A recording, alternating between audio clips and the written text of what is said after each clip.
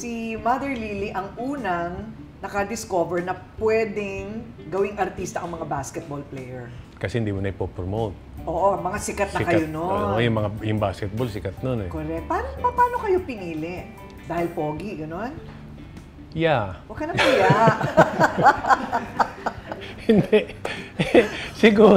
siguro yung height namin pare-pareho and then pinili ni Mother yung mga... Siguro yung mga bukang bibig, di ba? Oo, yun. Mga bukang bibig, oo. So, yun. And sinabi ko, hindi lang naman kami yung first dahil sila Coach Sonny Jaworski dati, gumawa na rin ng mga movie yan. Sila Atoy ko, marami nang ginawa siya. So, natuloy lang dun sa amin nung time. Doon ka na talaga napunta sa comedy? Sa comedy na. Never ka nagkontrabida? Nung mga tumagal-tagal, nung mga nag-retire na ako.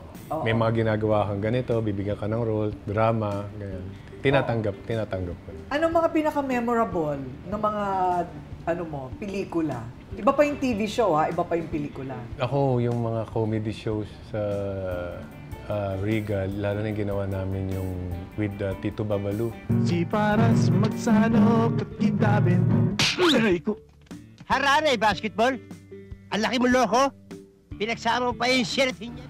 So, grabe yung, pagkasama mo si Tito Babalu, parang kayo nasa set.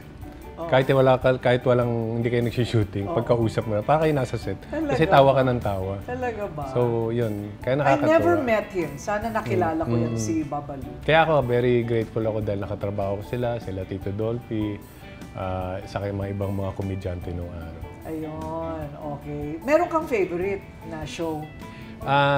Yung show namin nung ginawa yung sitcom is yung Lagot Ka. Kakasama kami nila. Kasi after Palibasa, ito na yung pumalit eh. Palibasa lalaki. Ayun. So kami na yung andun. So andun pa rin yung humor nung araw. Na walang script. Bahala kayong magpatawa dyan. Correct.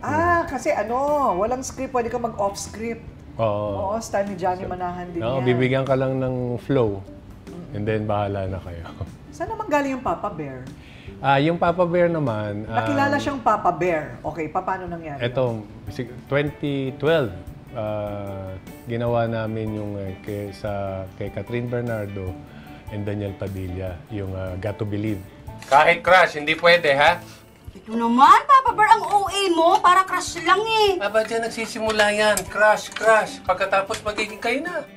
Ako yung tatay ni Catherine. So, siya yung baby bear, ako yung Papa Bear, then si Manilyn yung Mama Bear. So, yun ang naging tawagan namin. Ayun. So, doon ka nakilala. So, doon nakilala. Ang dami naman pala eh. Lagot Ka, Susumbong Kita, Got to Believe, Encantadia, Pepito Manaloto. Puro iconic din, Maraming mga guestings, nakakatuwa rin. Napasama ako. So, basketball versus showbiz, anong mas malaking kita? Actually, napagsabay ko yan. Kaya lang, ang basketball kasi may age limit. Hindi ka naman forever a basketball player. Ang showbiz naman, as long as alagaan mo yung sarili mo, tatagal ka.